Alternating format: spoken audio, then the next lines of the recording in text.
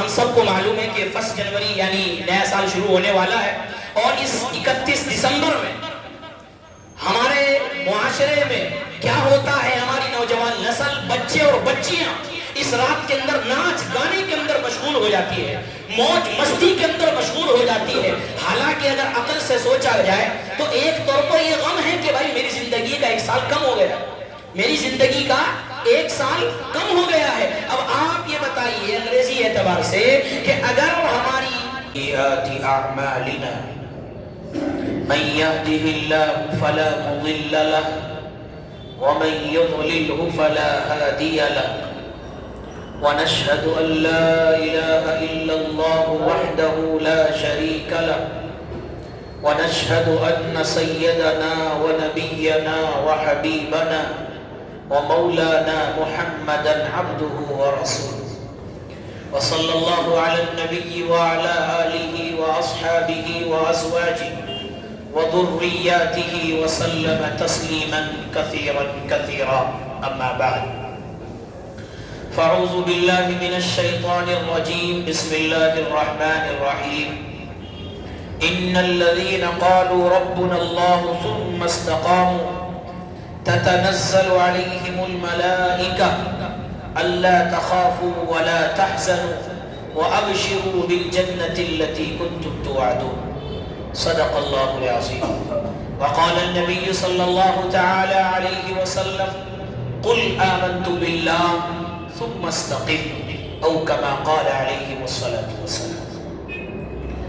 اللہ رب العزت کا انتہائی احسان و کرم ہے کہ اس نے ہم سب کو اپنی عبادت کے واسطے جمع فرمایا اور کچھ کہنے کی اور سننے کی توفیق عطا فرمائی۔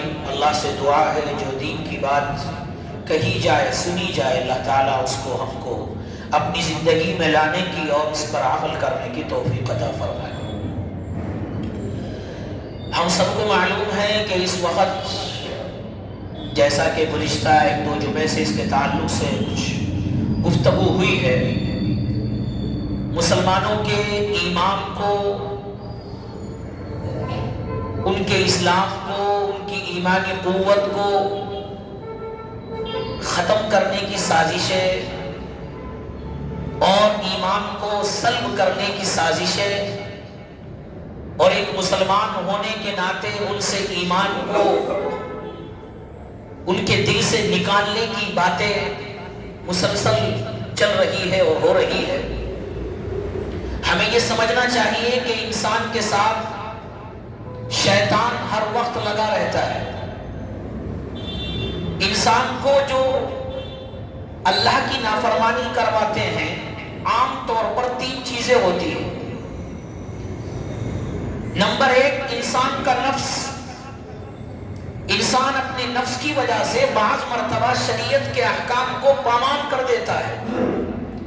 انسان اپنے نفس کی مرضی پر چلتا ہے، نفس کی خواہشات پر چلتا ہے، اور نفس کی خواہشات پر چل کر انسان نہ اسلام کے مطابق زندگی گزارتا ہے، نہ قرآن اور حدیث کے مطابق زندگی گزارتا ہے، بس وہ اپنے نفس کی سنتا ہے اور سن پر وہ عمل کرتا ہے، نہ اس کو شریعت کا معلوم، نہ قرآن کا معلوم، نہ حدیث کا معلوم۔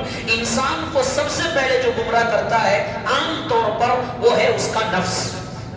جیسے یہ بچہ جو ہوتا ہے وہ ضدی ہوتا ہے، کسی چیز کی تمنا کرتا ہے تو ضد کر کے لیتا ہے اپنے والدین سے، اور اس کی ضد کو بعض مرتبہ اس کے والدین پوری کرتے ہیں، اور بعض مرتبہ بچہ ضد ایسی چیز کی کرتا ہے جس کا پورا ہونا مشکل ہے، لیکن بچہ جس طرح ضد کرتا ہے اپنی بات کو منوانے کی، یہ ہمارا نفس بھی ایسا ہی ہے، یہ اپنی خواہشات کو، اپنی بات کو منوانے کی پرزور طاقت لگاتا ہے، کوشش کرتا ہے۔ اب انسان نے اگر اس کی بات سن لی تو ظاہر بات ہے پھر انسان گمراہ ہو جاتا ہے، پھر وہ شریعت کے احکام کے مطابق زندگی نہیں گزاری۔ دوسری چیز انسان کو جو گمراہ کرتی ہے، بہکاتی ہے، شریعت سے ہٹاتی ہے، وہ ہے شیطان۔ شیطان اس کے سامنے دنیا کی رونقیں، دنیا کی زینتیں، دنیا کے احوال روز و روشن کی طرح چمکدار بنا کر پیش کرتا ہے۔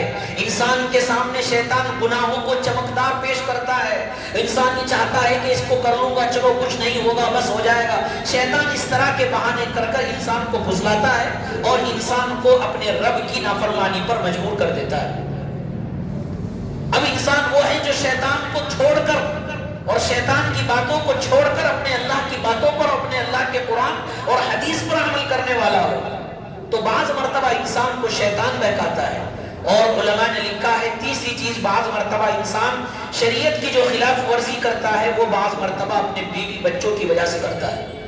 बाज मर्तबा इंसान के सामने वो अहवाल पेश आ जाते हैं, शैतान वो करा देता है, अरे चलो बच्चों का पेट पालना है, बच्चे भूखे मर रहे हैं, फिर ना हलाल देखता है ना हराम देखता है, उसको बच्चों की फिक्र तो जाहिर होती है लेकिन कुरान और हदीस और शरीयत की फिक्र उसको लायक नहीं होती।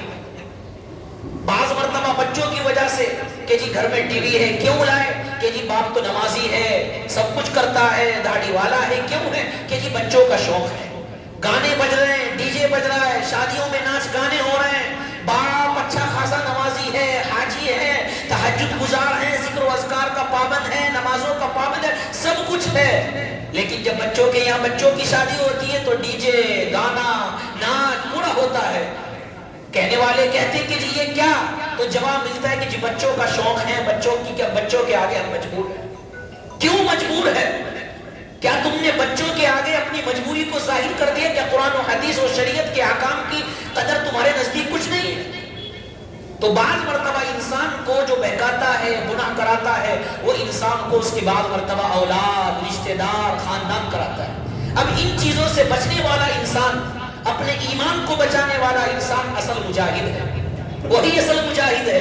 इसीलिए अल्लाह रब्बुल इज्जत ने फरमाया कुरान मुकद्दस में, इन्नल्लज़ीना क़ालू रब्बुनल्लाहु सुम्मा इस्तक़ामू ततनज़्ज़लु अलैहिमुल मलाइका अल्ला तख़ाफ़ू वला तहज़नू। अल्लाह रब्बुल इज्जत ने फरमाया वो लोग जो अपने अल्लाह पर ईमान लेकर आ गए और सिर्फ ईमान नहीं लाए बल्कि ईमान पर जमे रहे।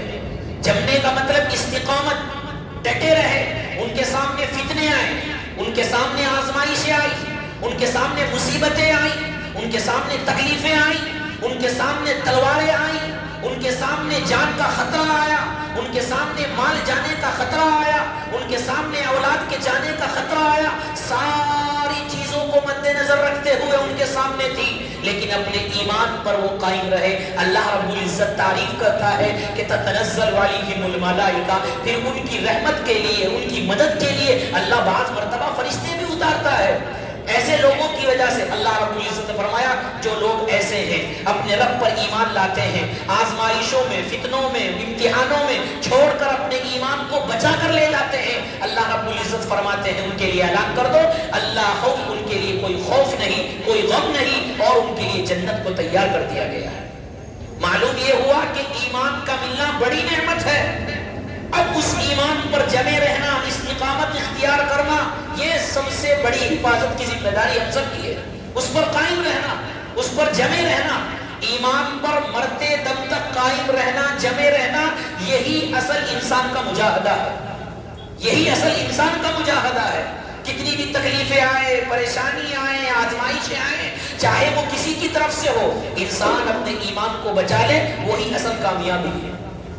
हजरत सिद्दीक़ सिद्दीक़ रहमतुल्लाह अलैह एक मर्तबा कहीं जा रहे थे, ख्वाब के अंदर रास्ते में गए, रास्ते में दरख्त आया, थोड़ी देर के लिए लेट गए, कैलूला कर लिया, आंख लग गई, ख्वाब के अंदर बात आई कि दरख्त पुकार रहा है, दरख्त कह रहा है ऐ सिद्दीक़ तू मेरी जैसा हो जा, तू मेरी तरह हो जा। हजरत सिद्दीक़ सिद्दीक़ ने कहा कि मैं तेरा कैसे हो जाऊं, क्या मतलब है, ख्वाब की बात है। तो उन्होंने कहा कि देखो लोग मेरे ऊपर पत्थर मारते हैं और मैं उनको फ्रूट यानी फल देता हूँ, मैं उनको फल देता हूँ, वो पत्थर फेंकते हैं और मेरे से फल जो है नीचे गिरते हैं, मेरी तरह हो जाओ। हजरत सिद्दीक़ सिद्दीक़ ने फरमाया जब तू इतना अच्छा है तो लोग तुझे जलाते क्यों हैं काट कर, तू लकड़ी बनकर जलता है, आग में गिरता है, तुझे लोग जलाते क्यों हैं? तो ख्वाब के अंदर उसने कहा कि मेरे अंदर सिफात ये तमाम है लेकिन एक खामी है, क्या कि मेरे अंदर इस्तिकामत नहीं। क्या मतलब, जिधर की हवा चलती है मैं उधर झुक जाता हूँ, जिधर की हवा चलती है मेरा रुख उधर हो जाता है, मेरी टहनियां उधर हो जाती है, इस इस्तिकामत की वजह से लोग मुझे जलाते हैं। तो ये पैगाम देना था कि जब इंसान के अंदर ईमानी इस्तिकामत ना हो, ईमान के अंदर इस्तिकामत ना हो, जमना ना हो, ठहरना ना हो, तो फिर इंसान फिसल जाता है, फिर वो शैतान के अंगल में आ जाता है, फिर वो आजमाइशों में और फितनों में मुबतला होकर नऊज़ बिल्लाह बाज़ मर्तबा इंसान ایمان کھو دیتا ہے۔ صحابہ اکرام رضوان اللہ تعالی علیہم اجمعین نے عزت کیوں پائی؟ اس لیے کہ ان کے سامنے جو مصیبتیں تھیں وہ دنیا کی کہیں کسی پر وہ مصیبتیں نہیں آ سکتی۔ انہوں نے جو تکلیفیں، انہوں نے جو مسائل، انہوں نے جو پریشانیاں جھیلی ہیں، انہیں جان کا خطرہ تھا۔ بعض مرتبہ تو صحابہ اکرام پر 2 تلواریں ہوتی تھی، سامنے ہزاروں کا لشکر ہے اور صحابہ پر صرف 2 تلوار ہے، لیکن پھر بھی لڑنے کے لیے تیار۔ بعض غزوات میں ایسا ہوتا تھا صحابہ اکرام کے پاس تلواریں نہیں ہوتی تھی بلکہ درختوں کی ٹہنیاں ہوتی تھی، اسی سے لڑنے کے لیے تیار ہوتے تھے۔ یہ ان کا ایمان تھا کہ سامنے ہزاروں کی تعداد ہے اور وہ یہ کہہ رہے ہیں کہ اپنا ایمان دے دو، لیکن ڈنڈا یا آپ کی زبان میں کہہ لیجئے کہ ٹہنی اپنے ہاتھوں میں پکڑ دشمنوں کا انہوں نے مقابلہ کیا ہے، لیکن اپنے ایمان کو بچا کر لے گئے، اپنے ایمان کو نہیں گوایا۔ استقامت جس کو کہتے ہیں، تقویت جس کو کہتے ہیں، مضبوطی جس کو کہتے ہیں، وہ صحابہ اکرام نے کر دکھائے۔ کون سی تکلیف ان لوگوں کے پاس نہیں آئی، کون سی پریشانی ان کے پاس نہیں آئی، لیکن ساری پریشانی کو انہوں نے برداشت کیا، ساری تکلیفوں کو انہوں نے برداشت کیا، سارے مسائل کو جھیلا، اپنی اولادیں قربان کر دی، اپنا مال قربان کر دیا، اپنے گھر قربان کر دیے، لیکن اپنے ایمان کو ترک نہ کیا، اپنے ایمان کو نہ چھوڑا، اس پر قائم رہے۔ مسلمانوں کو اگر عزت چاہیے تو اس کی ایک ہی کہ وہ اپنے ایمان پر انسان جمع رہے، اپنے ایمان پر قائم رہے، اپنے ایمان کے اندر ذرہ برابر شکوک اور شبہات اور شرک پیدا نہ کرے۔ جب انسان کے دل کے اندر شکوک و شبہات سے ہٹ کر وہ پکا سچا مسلمان مومن ہو جائے گا اور یہ سوچ لے کہ سامنے کوئی بھی پہاڑ آ جائے، سامنے کوئی بھی دشمن آ جائے، جان چلی جائے، مال چلا جائے، اولاد چلی جائے، لیکن اپنے ایمان کو نہیں کھونا، جب انسان یہ عزم کر لیتا ہے پھر اللہ کی مدد شامل حال آتی ہے، پھر اللہ کی مدد شامل حال ہوتی ہے۔ صحابہ اکرام کے اوپر جو مدد اور تعاون آیا وہ کیوں؟ کہ انہوں نے اپنے ایمان پر جمے رہے، اپنے ایمان پر قائم رہے، اپنے ایمانوں کی حفاظت کی۔ حضرت بلال رضی اللہ تعالی عنہ مؤذن رسول صلی اللہ علیہ وسلم کون نہیں جانتا؟ ابو جہل پکڑتا ہے اور ابو جہل پکڑ گرمی کا زمانہ ہے، گرمی کی تپش، سورج کی تپش، سعودی کی گرمی اور ریت کا زمانہ، پتھریلے زمین۔ حضرت بلال رضی اللہ تعالی عنہ کو ابو جہل پکڑتا ہے اور پکڑ کر گرم ریت پر لٹاتا ہے اور گرم زمین پر لٹاتا ہے، جان کو ننگی کرتا ہے اور کہتا ہے بلال جو تو چاہے گا، جو تیری مرضی ہوگی، جو تیری خواہش ہوگی، جو تیری تمنا ہوگی، جو تیری آرزو ہوگی ہم پوری کریں گے۔ جتنا مال چاہیے تجھے مال دے دیا جائے گا، جس لڑکی سے تو نکاح کرنا چاہے تجھے وہ لڑکی سے نکاح کر دیا جائے گا، بلکہ اے بلال تجھے اگر کوئی عہدہ چاہتا ہے تجھے وہ عہدہ بھی عطا کر دیا جائے گا، لیکن اے بلال ہماری ایک بات کو تسلیم کر لے کہ تیرے دل کے اندر جو یہ ایمان ہے، تیرے دل کے اندر جو یہ رسول اکرم صلی اللہ علیہ وسلم کی محبت پیوست ہو چکی ہے، اس محبت کو نکال دے، اس ایمان کو نکال دے، اس ایمان کو خارج کر دے اور ہماری جماعت میں شامل ہو جا، ہمارے پاس آ جا۔ یہ کون کہہ رہا ہے؟ یہ سردار مکہ اور ان کا کفار مکہ ابو جہل کہہ رہا ہے، لیکن حضرت بلال رضی اللہ تعالی عنہ نے جو جملہ کہا، انہوں نے کہا باطل سے ڈرنے والے اے آسمان ہی ہم 100 بار کر چکا ہے تو امتحان ہمارا۔ فرمایا ابو حضرت بلال نے ابو جہل مار مار کر، یہ جان تو جسم سے جدا ہو سکتی ہے، اے ابو جہل مار مار کر یہ خون تو جسم سے نکل سکتا ہے، اے ابو جہل مار مار کر یہ جان تو جسم سے نکل سکتی ہے، خون نکل سکتا ہے، گردن الگ ہو سکتی ہے، جسم کے ٹکڑے ٹکڑے ہو سکتے ہیں، لیکن ابو جہل کان کھول کر سن لے، ایک مرتبہ جب کالی کملی والے کا کلمہ تسلیم کر لیا ہے، اب جان چلی جائے تو قبول کر لوں گا، مال چلا جائے تو قبول کر لوں گا، اولادیں چلی جائے تو قبول کر لوں گا، گھر بار چلا جائے تو قبول کر لوں گا، لیکن اگر تو یہ کہتا ہے کہ ایمان چھوڑ دو، ایسا دنیا کے اندر نہیں ہو سکتا، ایسا نہیں ہو سکتا۔ یہ وہ حضرت بلال رضی اللہ تعالی عنہ کہ آزمائش ہو رہی ہے، تکلیفیں ہو رہی ہے، ان کو جان کو ننگا کر دیا گیا ہے، ابو جہل مارنے کی کوشش کر رہا ہے، لیکن حضرت بلال کا ایمان ایسا ہے، استقامت ایسی ہے کہ سب کچھ کھونے کو تیار تیار ہے لیکن اپنے ایمان کو بچا کر لے جا رہے ہیں، اسی لیے ان کے لیے جنت کو سجا دیا گیا ہے، اسی لیے ان کے لیے جنت کو بنا دیا گیا ہے۔ اور ہم سب جانتے ہیں فرعون کی بیوی حضرت آسیہ، کون نہیں جانتا، کون نہیں جانتا؟ فرعون جو اپنے آپ کو کہتا تھا میں رب العالمین ہوں، میں ہی معبود ہوں، مجھے سجدہ کرو، میری عبادت کرو، میں خدا ہوں۔ بیوی نے کہا میں تجھے خدا نہیں مانتی، میں تو موسیٰ کے خدا کو خدا مانتی ہوں، موسیٰ کے خدا کو خدا مانتی ہوں، موسیٰ کے اللہ کو اللہ مانتی ہوں، تجھے معبود نہیں مانتی۔ فرعون نے کہا اچھا ساری دنیا مجھے عبادت، ساری دنیا مجھے، جو میرے چیلے ہیں، میرے رہنے والے لوگ ہیں، میری عبادت کرتے ہیں، مجھے خدا مانتے، تو کیوں نہیں مانتی کہ میں تجھے خدا تسلیم نہیں کروں گی؟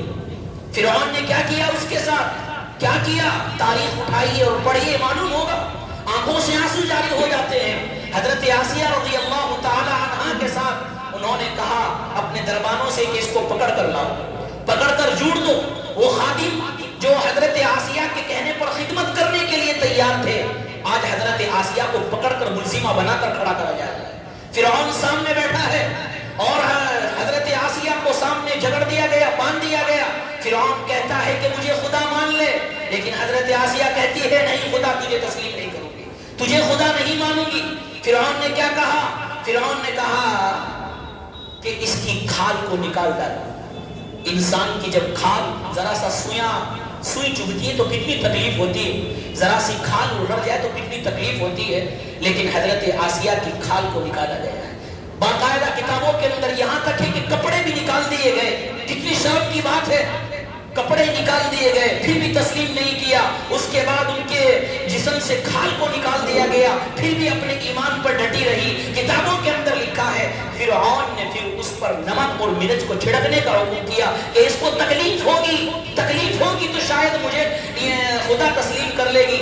اس کو نمک مرچ اس کے جسموں پر ڈالا گیا، لیکن حضرت آسیہ کا ایمان عام ایمان نہیں تھا، ان کے ایمانی قوت پہاڑوں جیسی تھی۔ انہوں نے کہا جان چلی جائے قبول کر لوں گی، جسم سے ٹکڑے ٹکڑے کر دے قبول کر لوں گی۔ حالانکہ فرعون نے اس کا چہرہ محل کی طرف کر دیا تھا کہ شاید محلات کو دیکھ کر، یہاں کی نعمتوں کو دیکھ کر، یہاں کی خوبصورتی کو دیکھ کر شاید اس کا دل پھسل جائے، شاید اس کا ایمان جو ہے نکل جائے۔ لیکن حضرت آسیہ رضی اللہ تعالی عنہا کا ایمان کم ہونے والا نہیں تھا۔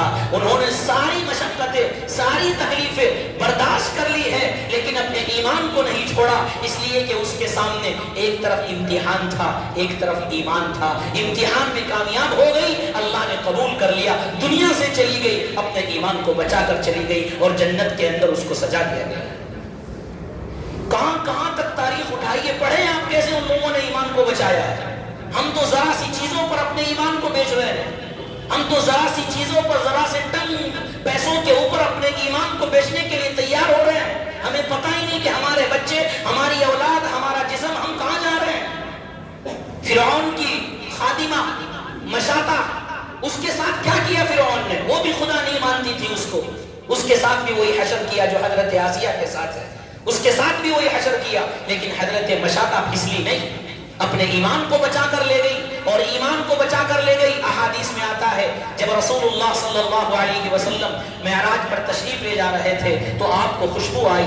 اللہ کے رسول نے حضرت جبرائیل سے معلوم کیا، اے جبرائیل یہ کس کی قبر ہے، کس کی خوشبو آ رہی ہے، اس میں کون دفن ہے؟ حضرت جبرائیل نے فرمایا کہ یا رسول اللہ اس کے اندر فرعون کی خادمہ حضرت مشاطہ دفن ہے، اس لیے ان کو تکلیفیں دی گئی، انہوں نے تکلیفیں برداشت کی، مصیبتیں برداشت کی، اور ان کے سامنے ان کی بیٹیوں کو جلایا گیا ہے، ان کے سامنے ان کی بیٹیوں کو بھونا گیا ہے، ان کے سامنے ان کی بیٹیوں کو قتل کیا گیا ہے، لیکن وہ اپنے ایمان کو بچا کر لے گئی۔ اللہ نے دنیا کے اندر دکھلا دیا کہ ان کی قبروں سے خوشبو آ رہی ہے۔ یہ استقامت ہے، یہ استقامت ہے۔ اسی لیے کہا کہ استقامت کے ساتھ بن جاؤ تو تمہیں کامیابی ہے، پہاڑوں کی طرح بنو۔ بہت سی چیزیں ہوتی ہے جنہیں پانی بہا کر لے جاتا ہے، جیسے گھاس ہے، کاغذ ہے، لکڑی ہے، انسان پانی جو ہے ان کو بہا کر لے جاتا ہے۔ بہت سی چیزیں وہ ہوتی ہے جو پانی بہا کر نہیں لے جا سکتا، بلکہ پانی کا رخ وہی چیزیں تبدیل کر دیتی ہے، جیسے پہاڑ ہے، پانی آئے گا تو پانی اس کو نہیں ہٹائے گا، بلکہ پانی کا رخ پہاڑ تبدیل کر دے گا۔ اسی لیے فرمایا علماء نے کہ اپنے ایمان کو مصیبتیں آ رہی ہے، آزمائشیں آ رہی ہے، کوئی تکلیفیں آ رہی ہے، ان کا رخ موڑنے والے، ان کا رخ تبدیل کرنے والے بن جاؤ. پانی کی طرح مت بنو، کاغذ کی طرح مت بنو کہ ذرا سا پانی آیا اور پھسل کر چلے گئے. اپنے ایمان کو پہاڑوں کی طرح کرو، اپنے ایمان کو مضبوط کرو. تکلیفیں کیسی بھی آئی برداشت کرنے کے لیے تیار رہو. اگر تم نے برداشت کر لیا تو یقیناً تم کامیاب ہو اور اللہ رب العزت پھر تمہیں عزتوں سے نوازے گا. آج دنیا دیکھ رہی ہے، فلسطین کے اندر ہم نے دیکھا، آپ لوگوں نے دیکھا پچھلے 2 سالوں سے کیا ہو رہا ہے، کیا کیا تکلیفیں ان لوگوں کو دی گئی ہے. وہ تکلیفیں کہ انسان اگر سوچے تو آنکھوں سے آنسو جاری ہو جائے. خبریں پڑھی نہیں جا رہی، فوٹو نہیں دیکھے جا رہے، دل اس بات کو تسلیم ہی نہیں کر رہا ہے کہ یہ لوگ ایسے ہو سکتے ہیں. لیکن وہ لوگ 2 سال سے تکلیفیں برداشت کی لیکن اپنے ایمان کو فروخت نہیں کیا، اپنے ایمان کو نہیں بیچا. یہ صحابہ اکرام کی مثالیں نہیں، صحابہ اکرام کی یاد دلاتی ہے کہ جب ان کا ایمان اتنا مضبوط ہے تو صحابہ کا ایمان کیسا ہوگا. جب ان کے بچوں کا ایمان اتنا مضبوط ہے کہ ان کے سامنے بمباری ہو رہی ہے، ان کے گھروں کو اجاڑا جا رہا ہے، ان کے خاندانوں کو اجاڑا جا رہا ہے، اس کے باوجود بڑے تو بڑے بہت دور کی بات، عورتوں تو بہت دور کی بات، بچے بھی ایمان پر جمے ہوئے ہیں. ارے یار ان کا ایمان یہ ہے تو صحابہ کا ایمان کیسے ہوگا، صحابہ کا ایمان کیسے ہوگا. یہ تو ہمارے سامنے تازہ مثالیں ہیں، سامنے تازہ مثالیں ہیں اور ہو رہی ہیں روزانہ.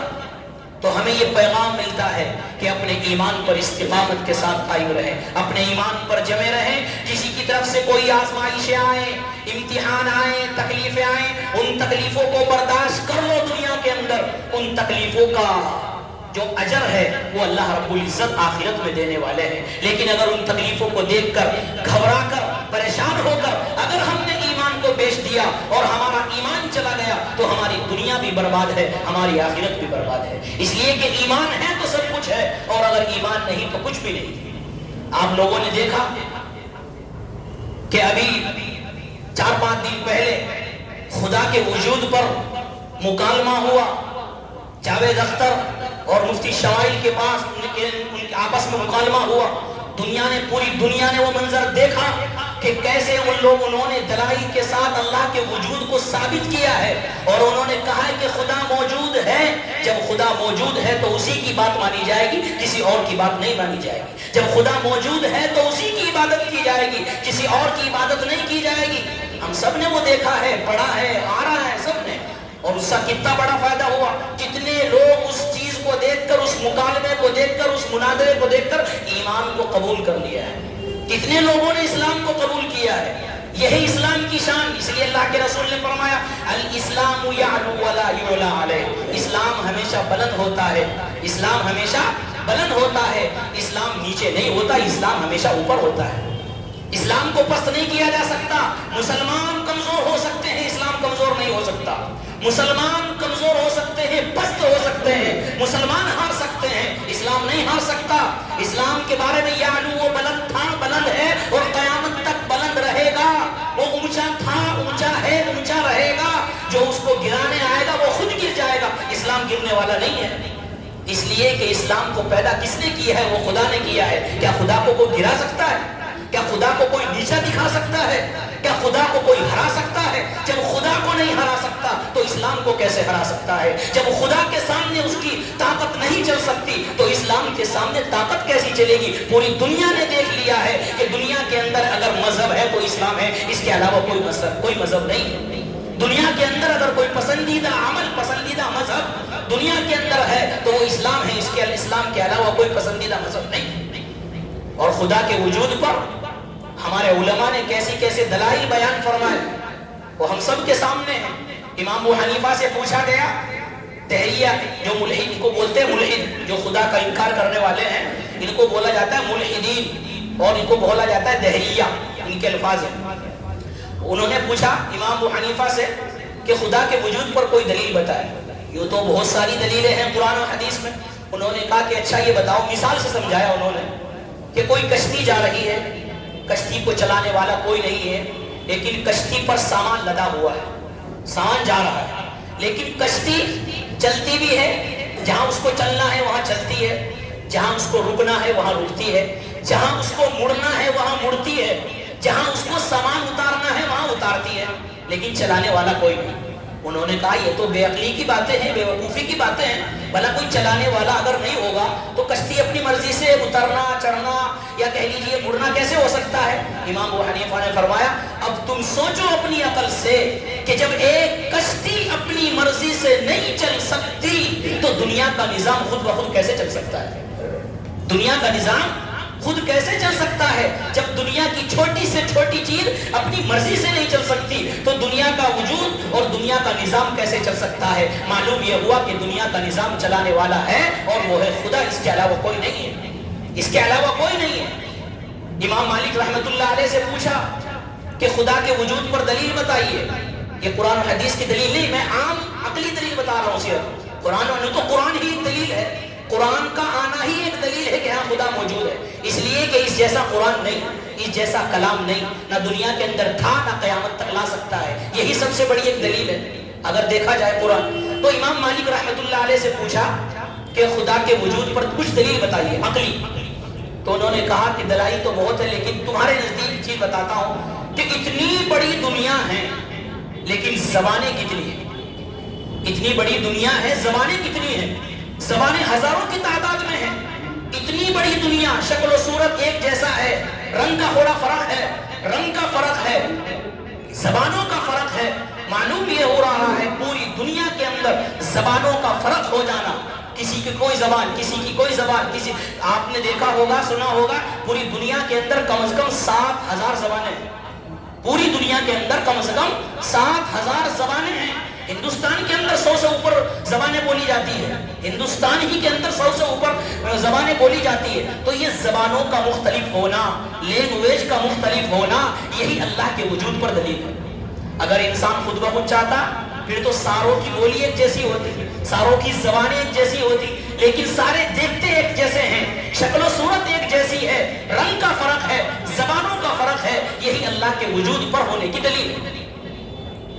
کسی نے حضرت امام شافعی رحمت اللہ علیہ سے پوچھا کہ خدا کے وجود پر کیا دلیل ہے؟ تو حضرت امام شافعی رحمت اللہ علیہ نے کہا مثال سمجھانے کے لیے کہ آپ نے شہتوت کا درخت دیکھا ہے؟ کہ جی ہاں دیکھا ہے۔ کہ اس شہتوت کے درخت کے جو پتے ہوتے ہیں اس کو کیڑے بھی کھاتے ہیں، اس کو ہرن بھی کھاتی ہے، اس کو گائے بھی کھاتی ہے، اس کو بکری بھی کھاتی ہے؟ کہ جی ہاں کھاتی ہے۔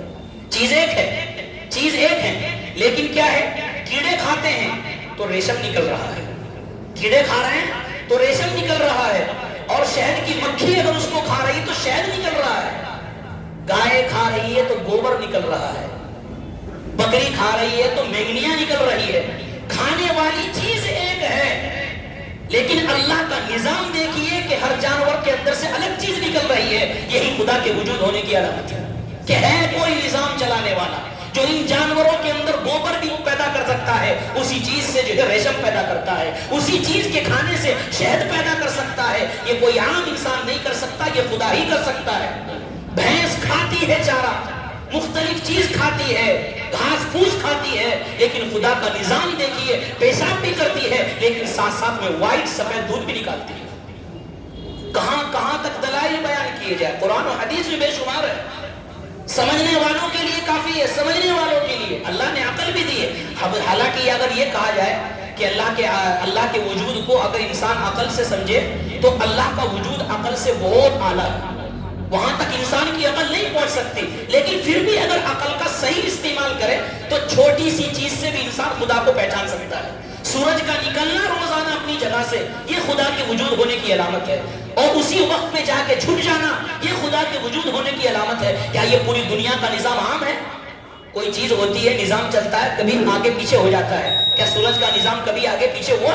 چاند کا نظام کبھی آگے پیچھے ہوا؟ تو یہ تمام چیزیں ہمیں بتاتی ہے کہ اللہ رب العزت ہمیشہ سے تھا، ہمیشہ ہے اور ہمیشہ رہے گا، ہمیشہ رہے گا۔ میں آپ حضرات کے سامنے ان کی ایک بات اور عرض کر دیتا ہوں میں معلومات کے لیے۔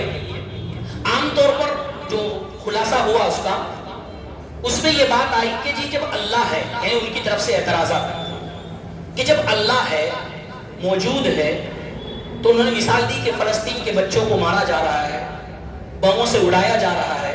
اگر خدا ہے تو بچاتا کیوں نہیں؟ یہ ان کی طرف سے اعتراضات ہو رہے تھے. اس کا ایک جواب تو عام طور پہ یہی ہے ہماری حدیث اور قرآن کی روشنی میں کہ دیکھو یہ امتحان، یہ دنیا جو ہے دارالامتحان ہے. یہ دنیا جو ہے دارالامتحان ہے، آزمائشوں کا گھر ہے، آزمائش اور امتحان کا گھر ہے. اللہ رب العزت بعض مرتبہ آزمائش کے اندر مبتلا کرتا ہے کہ انسان، میرا بندہ اس آزمائش میں مبتلا اگر ہو گیا اور اس آزمائش کو، پریشانی کو، تکلیف کو اس نے برداشت کر لیا تو اس کے لیے آخرت کے اندر بہترین انجام ہے، اس کے لیے آخرت کے اندر بہترین جو ہے اس کے لیے جنت ہے. بعض مرتبہ انسان کو آزمائش کے اندر مبتلا کرتا ہے، اور بعض مرتبہ اللہ رب العزت جو دنیا کے اندر مصیبتیں دیتا ہے ہمارے اعمال کی بدولت. ہم نے جو برے اعمال کیے ہیں اللہ رب العزت اس کی بدولت ہمارے اندر بعض مرتبہ پریشانی لے آتا ہے. تو ہمیں یہ سمجھنا ہے کہ چاہے وہ فلسطین پر کیوں جا رہے، انبیاء علیہ السلام پر جاؤ نا. انبیاء علیہ السلام کو ستایا گیا، تکلیفیں دی گئی، ان کے دندان مبارک کو توڑا گیا، ان کے راستوں میں کانٹے بچھائے گئے، ان کے سامنے تکلیفیں آئی، صحابہ اکرام کو تکلیفیں دی گئی. یہ تو فلسطین کا واقعہ ابھی کا واقعہ ہے. آج سے 1400 سال پہلے چلے جاؤ، وہیں سے ہمیں پتا چلتا ہے کہ یہ دنیا دارالامتحان ہے، یہ دنیا آزمائش کا گھر ہے. یہاں سے انسان کامیاب ہو کر چلا گیا، یہ گویا کہ پیپر ہے. اس پیپر میں اگر ہم پاس ہو گئے تو آخرت میں ہم کامیاب ہیں. یہ آزمائش ہے اللہ کی طرف سے، اس کے علاوہ کچھ نہیں. اور دوسری بات یہ ہے جو میرے ذہن میں آئی، انہوں نے اعتراض کیا کہ فلسطین کے بچے یا بوڑھے، جوان، عورتیں سب کو مارا جا رہا ہے، تو اگر خدا ہے تو کیوں نہیں بچاتا؟ اس کے سوال اگر یہ کیا جائے کہ آپ کو، ہمیں بھی، سب کو بیٹھے ہوئے تکلیف ہو رہی ہے کہ فلسطین کے اندر جو کچھ ہو رہا ہے یا جو کچھ ہوا ہے، ظاہر بات ہے ہمیں غم ہے اور ہمیں آنکھوں سے آنسو جاری ہوتے ہیں. ایک عام انسان کو اس کا غم ہے، تو جن کے بچے لوٹ رہے ہیں ان کو کتنا غم ہوگا، جن کے والدین ان کے سامنے فوت ہو رہے ہیں ان کو کتنا غم ہوگا، جن کا گھر، جن کا محل ان کے سامنے ختم ہو رہا ہے ان کو کتنا زیادہ غم ہوگا. تو جن کو غم ہے، اس کو غم ہونے کے باوجود وہ خدا کو مان رہے ہیں. تمہیں غم اتنا بھی نہیں، تم خدا کا انکار کر رہے ہیں. نہیں سمجھ میں آیا؟ جن کی تکلیف اتنی ہے فلسطینیوں کی، وہ تکلیف ہونے کے باوجود خدا کو مان رہے ہیں. یہی خدا کی سب سے بڑی علامت ہے. یہ خدا کے عدم وجود کی دلیل نہیں ہے. فلسطین کے بچوں کا خدا کو تسلیم کرنا اور اس کی عبادت کرتے رہنا، بچے قربان، والدین قربان، گھر قربان، اس کے باوجود عبادتیں کرتے رہنا، یہ اس بات کی علامت ہے کہ خدا موجود ہے. نہیں تو اگر خدا موجود نہ ہوتا، نعوذ باللہ من ذالک، تو سب سے پہلے وہی لوگ آیا کرتے کہ ہاں خدا نہیں ہے. ان لوگوں نے تو ایمان نہیں چھوڑا. تو ان وہ لوگوں کا ایمان تسلیم کرنا، ایمان پر جمے رہنا، یہی اس بات کی علامت ہے کہ ہاں خدا موجود ہے. بس اس وہ آزمائش اپنے بندے کی لے رہا ہے اور امتحان لے رہا ہے. یہ آزمائش میں انسان اگر مبتلا آ گیا اور اس نے تکلیفوں کو برداشت کر لیا تو اللہ رب العزت اس کے لیے آخرت کے اندر بہترین جنت کے اندر محل بنانے والے ہیں. آخری بات یہ ہے، ہم سب کو معلوم ہے کہ 1 جنوری یعنی نیا سال شروع ہونے والا ہے، اور اس 31 دسمبر میں ہمارے معاشرے میں کیا ہوتا ہے، ہماری نوجوان نسل، بچے اور بچیاں اس رات کے اندر ناچ گانے کے اندر مشغول ہو جاتی ہے، موج مستی کے اندر مشغول ہو جاتی ہے. حالانکہ اگر عقل سے سوچا جائے تو ایک طور پر یہ غم ہے کہ بھائی میری زندگی کا 1 سال کم ہو گیا، میری زندگی کا 1 سال کم ہو گیا ہے. اب آپ یہ بتائیے انگریزی اعتبار سے کہ اگر ہماری انگریزی اعتبار سے سال کا پہلی منٹ، سال کا پہلا گھنٹہ ہی موج مستی میں اور خدا کی نافرمانی میں اگر گزر جائے تو کیا وہ سال بابرکت ہو سکتا ہے؟ ہو سکتا ہے؟ نہیں ہو سکتا. اس لیے ہمیں کوشش یہ کرنی ہے کہ اپنے بچوں کو اس رات میں اپنے گھر میں رکھنا ہے، تلقین کرنی ہے ان کو. باہر نہیں نکلنا، دکان بند کرے سیدھے گھر آ جاؤ، کہیں نہیں جانا، 31 کہیں نہیں جانا، نہ ناچ گانے میں، نہ پارٹی میں، کہیں نہیں جانا. اگر تم چلے گئے تو خدا کی نافرمانی ہے پہلے لمحوں میں. اگر اس سال کے شروع حصے میں تم نافرمانی کرنے لگ گئے تو تمہارا سال برباد ہو جائے گا. تمہاری بسم اللہ ہی گویا کہ وہ ہو رہی ہے. تو اس لیے اپنے بچوں کو اس رات میں کنٹرول کریں، اپنے گھروں میں رکھیں، ان کو سمجھائے باہر نہیں نکلنا۔ یہ ہم سب کی ذمہ داری ہے، یہ ہر والدین کی ذمہ داری ہے، یہ خالی بچوں کی ذمہ داری نہیں ہے کہ بس بیٹھ جاؤ، والدین کی بھی کوئی ذمہ داری ہے۔ یہ نہیں کہ بچے بڑے ہو گئے تو ان کو کچھ نہ کہا جائے، اصل تو بڑے ہونے کے بعد ہی حکم ہے، جب وہ اس پر نمازیں فرض ہو گئی جبھی تو کہا جائے گا، جب اس پر نماز بالغ ہو گیا جبھی تو اس کو بری باتوں سے روکا جائے گا۔ والدین کی ذمہ داری ہے کہ اپنے بچوں کو روکے، اور خاص طور پر اس رات کے اندر باہر جانے سے، موج مستی کرنے سے اور دوسری چیزوں کے اندر مبتلا ہونے سے ان لوگوں کو بچائے۔ یہ ہم سب کی ایمانی فریضہ ہے اور ہم سب کا ایمانی جو ہے یہ ذمہ داری ہے۔ اللہ رب العزت ہم سب کو عمل کرنے کی توفیق عطا فرمائے۔